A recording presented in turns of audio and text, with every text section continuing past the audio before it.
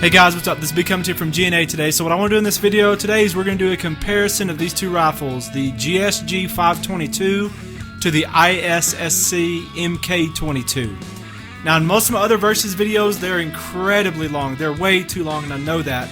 So what I'm going to try to do is I'm just going to really try to make these a lot shorter. So it's going to be really of a conversational type video instead of more of a technical video like I've had in the past. Okay, so first of all, these two rifles are obviously both 22 LR caliber rifles. They're tactical 22 rifles.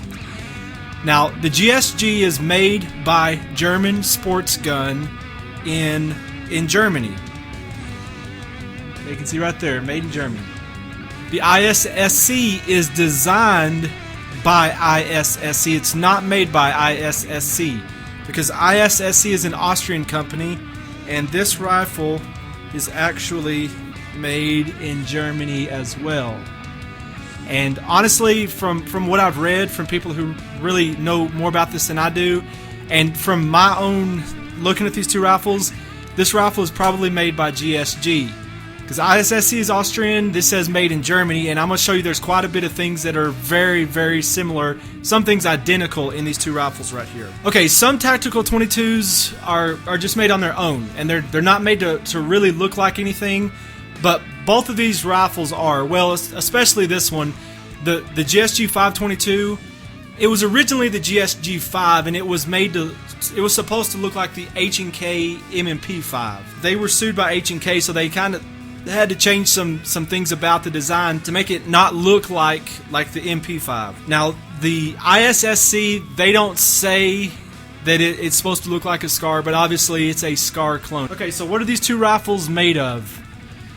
The ISSC, or I'm going to just call it the MK22. The MK22 has a metal upper, and so it makes it quite a bit heavier rifle than the GSG 522, and it has a polymer lower. So on mine, like I said, it's the GSG Light, which means it has a polymer upper, and obviously it also has a polymer lower, and everything else is polymer in there.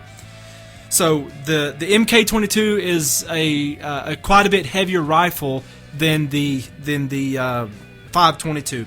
So let me get my scales out real quick, and we'll just get a quick measurement on these. Okay, the angle's gonna be kind of weird here, but it's just a little bit less than 7 pounds.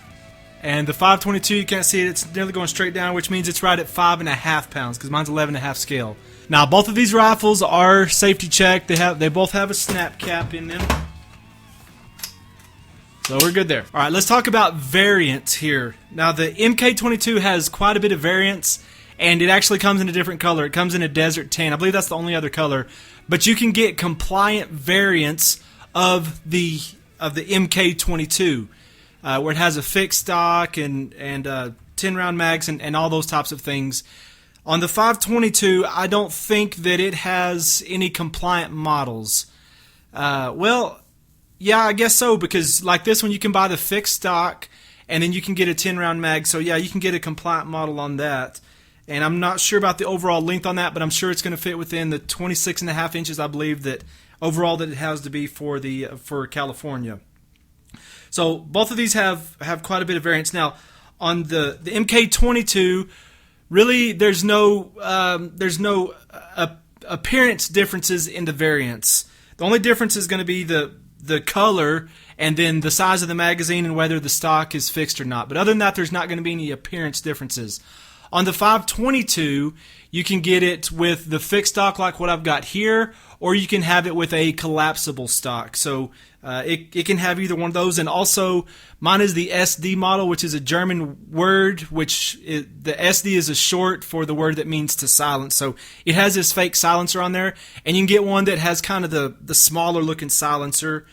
And also, like I said, you can get the one that's not the light that has a metal upper as well. So it has several different variants. Now, also on my 522, I've done the conversion on this, where I put the kit back on this to take it back to the original GSG 5. And I've got a video on that, and I'll link to that in this video here also. Okay, let's talk about magazines real quick. So on the MK22, this is the only type of this is the only mag you can get for it, is a 22 round magazine. Now for a long time it was very hard to find these mags, but they're a little bit easier to get. There's a place in Texas called CDNN that sells these, and I think they have them for 20 bucks a piece, which is, or no, maybe they're 25, somewhere around there. But you can get those magazines relatively easy. Sometimes they're in stock, sometimes they're out, but you can get them if you watch for a little while. On the 522, there's two different mags. There's this stick mag right here, which is a 22 round mag, and GSG also sells a 110 round drum that fits into this rifle. And both of these mags are pretty good. They both feed pretty reliably. Just both pretty decent mags. I wouldn't say that they are wonderful, but I've never had a problem feeding out of them, and just seem to be pretty high quality magazines. Okay, let's talk about the sights. So on my MK22, I have kind of the second, or really well, it's the second generation for sights. This is the second generation sighting system that they have on here, and the first generation had a pistol sight where whenever this was folded down, there was another sight that was up that looked like pistol sights. On the second generation, once you fold this down, then there's no way to sight with these two, whereas with the first generation, you could have done that. So the sights on this rifle, and again, mine are back to close to the original H&K sight system, because this is because, like I said, I put the conversion kit on here. So as you look at the sights here, it has the circle like a true H&K would, and then it has the 4 different slots here that you can dial in. Alright, let's compare just the actual controls of the rifle. So on the MK22, your safety is ambidextrous. Magazine release is ambidextrous. You have one here and one right here. The charging handle, that's what's pretty cool about this rifle, is you have 6 different places. This thing pulls out and you can put it wherever it works best for you. So I can put it over on this side. Whatever is going to work best for you, it'll accommodate any of those. On the 522, same thing, it has ambidextrous safety. The mag release, there's a button that fits up inside here, but it's recessed way down in there, so it's really hard to reach that. And that'll work to release the mag, but it's just so hard to get to that I don't even think about it. So the other mag release is this one right here, like you would on a real H&K MP5. Now, before you do the conversion, there's a little sling loop right here on the trigger guard that really gets in the way and makes it hard to get up underneath there. But since I've done the conversion here and put the original pistol grip back on here, it's really easy to get in there and to grab a hold of that mag release to get the mag out of there. Alright, so also while I'm on the subject of these magazines, I want to talk about the ammo.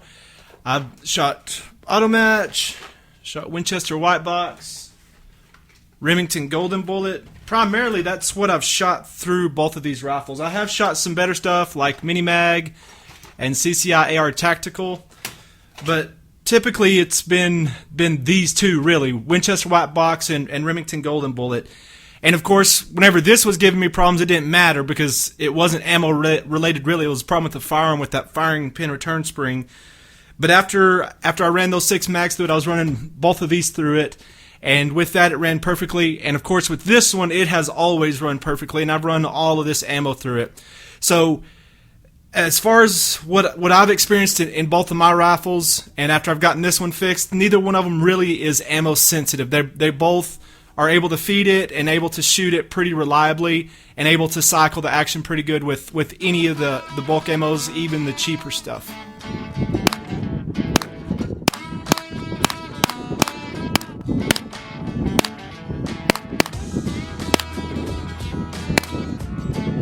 Alright, let's talk about the barrels on these two rifles, and the two barrels are very similar. I'm going to show you those. But on both of these, there's just basically a barrel shroud over a smaller barrel. So let me go ahead, and I've already threaded this off. I've got it nearly off already just to make this easy. But the flash hider comes off, and you can see right there that there is a shroud around that barrel. But this barrel right here is actually pretty thick in and of itself. There's like the Walther made 416-22. It has a barrel shroud over a little barrel like this, but it's way thinner than this barrel. This is a pretty good thick barrel right here. So basically the same thing on the GSG 522, except on this one this whole silencer shroud comes off.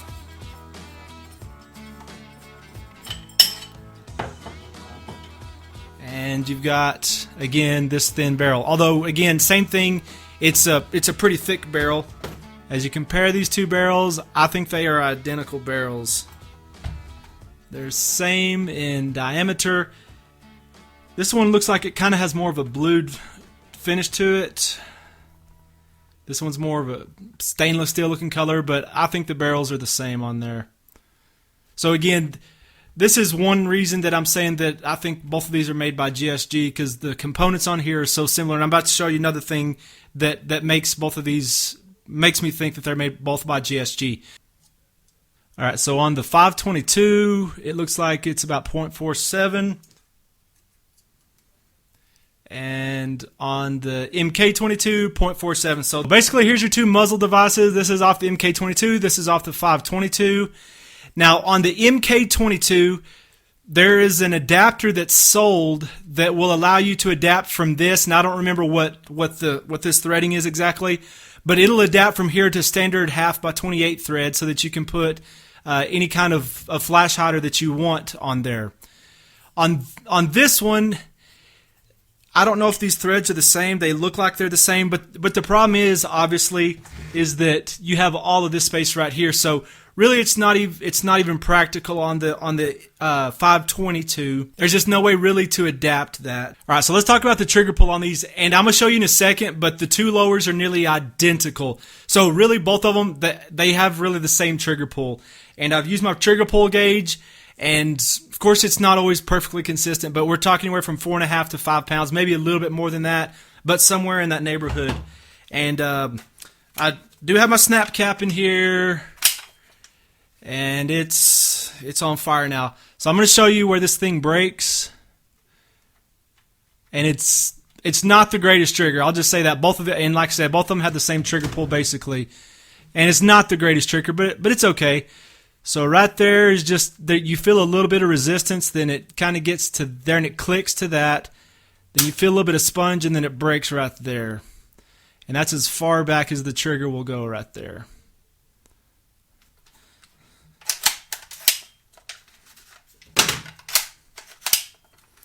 Alright, and then reset right there. And then it goes out a little bit further from there. Alright, on the MK22, we got our snap cap, put it on fire, and same thing. Feel a little bit of tension, it kind of clicks a little bit to right there. A little bit of sponge, and it breaks, and that's it, as far back as I can pull it. And then trigger reset is right there, and then it goes out to there. All right, next to take these down, and I've ordered the H&K Push Pins for both of these, and I'll put a link in there to those. But on both of these, I've got these push pins in here.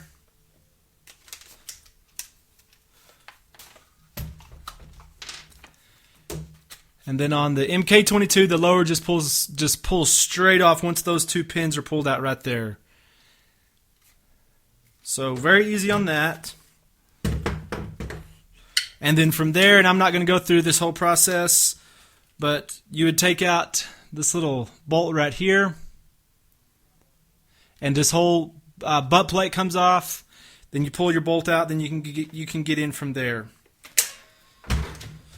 Alright, on the MK22, same thing. I've got my H&K push pins on here.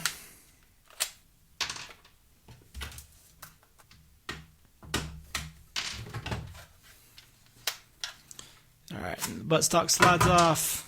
Now on the GSG, once you take these two pins out, this doesn't pull free because the plate that engages the firing pin safety and also the magazine safety are kind of up inside of the bolt carrier assembly. And so you have to pull the bolt carrier back just a little bit to make these come free. And to do that, you've got to take this little part out right here. And the GSG toolkit would work. I don't have mine down here right now. But you just back this little bolt out.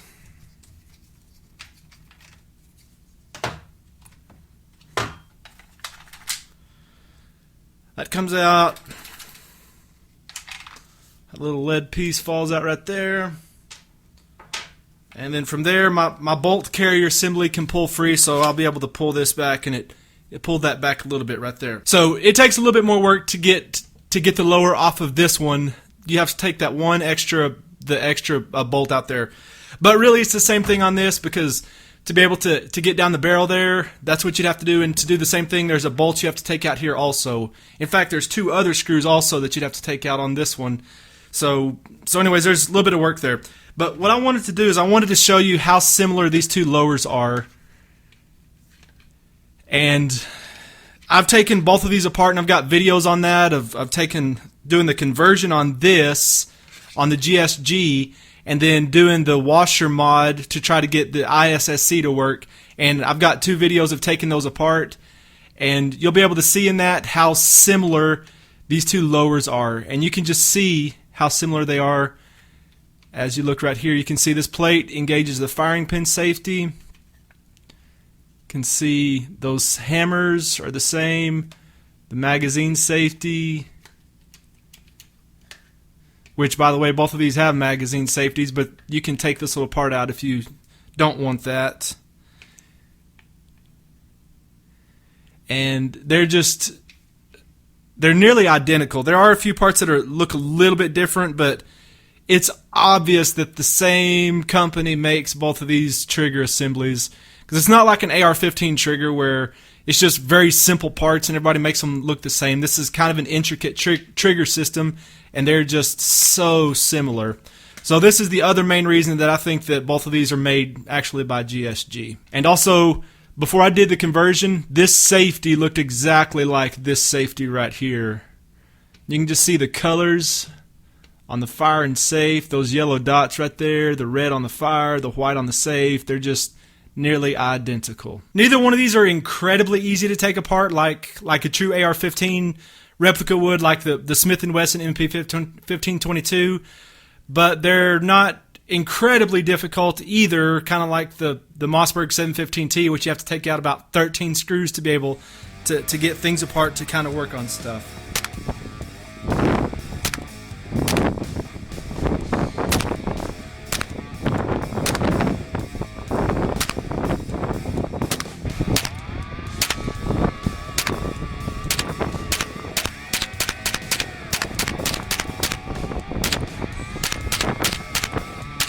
Okay, so just a few more kind of things I want to say about this. Honestly, to me, if I were just evaluating both of these, this rifle is more reliable. The GSG 522.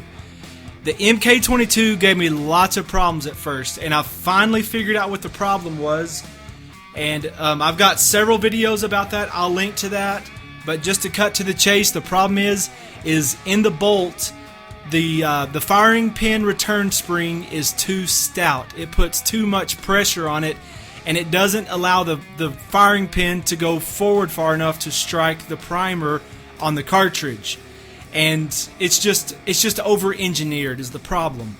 That the designers, the engineers, the people who make this rifle just want it to be so safe that they made it where it can't even shoot. And so that's not good, obviously. But for me, the fix was the firing pin return spring. I know other people have had to do different things, but for me, that's what finally got it fixed. So anyways, like I said, I'll link to that in my video, but this rifle did cause me problems. Had light primer strike, one after the other, after the other, after the other. On the 522, I haven't had a single problem with that. It's fired perfectly. other than any just pure ammo related issues. So to me, out of these two, the more reliable of the two is the 522. But with that being said, this rifle, I think now that I've got it better. I haven't been able to shoot it a whole bunch since I've gotten it fixed, but once I took it out to the range to check and see if it was fixed, I was able to run 6 mags through this without one single problem. So if it is fixed now, then I'm going to be happy with this rifle. And overall, I feel like it's probably a little bit better built, especially since I have the 522 Lite. I like the metal upper. I like just how it feels. It feels of a little bit higher quality to me than the 522. But again, that one never gave me problems. So you be the judge of that. And I'm not the only person who have had this problem. This is a recurring problem. You can go and you can find all kinds of stuff of the exact same issues cropping up in this rifle. ISSC teamed up with Anschutz, even though they say they had nothing to do with it. But anyways, the Anschutz had some influence, and they did change some things in this rifle from the first generation that was causing lots of problems. And they added in a spring here that puts a lot more pressure on the bolt to help with some of those light primer strike issues. So let's talk about pricing for just a little bit. I bought mine on sale at Palmetto for $199, and they had it there for a while, but I haven't seen there again for that price. I've seen these come up for sale for around $249. I haven't seen them back at the $199 mark since I bought them, and that was early this year in 2015. Yeah, I bought it very early January 2015, so you're probably looking at around $250 if you find it on sale, but up to $300 maybe. The 522 is really going to be about the same thing. We're talking probably about $250 up to $300 for that rifle. Obviously, this has more railing on it for you to be able to add different things. This just has the small piece of rail up here.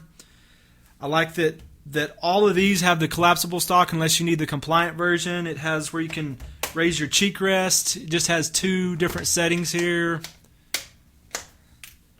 This only has 3 different settings. But I do like that it has that, although it doesn't change the length of pull here very much at all, but it gives you a little bit of flexibility there. This stock over here is, it's okay. And the good thing about the 522 is you can do the conversion on this, because GSG sells that conversion. I'll link to that video where I was able to put this new pistol grip on here that's smooth instead of having the dimples and the weird sling loop right here. You can buy that collapsible stock and put it on there if you want to. On the MK22, really you're stuck with this pistol grip. There's really nothing you can do to change that. There's really nothing you can do to the butt stock there.